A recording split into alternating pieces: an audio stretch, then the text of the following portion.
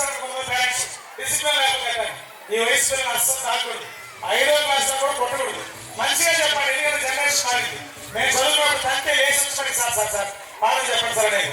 ఇప్పుడు లేదు పిల్లలు మీరు కొట్టారో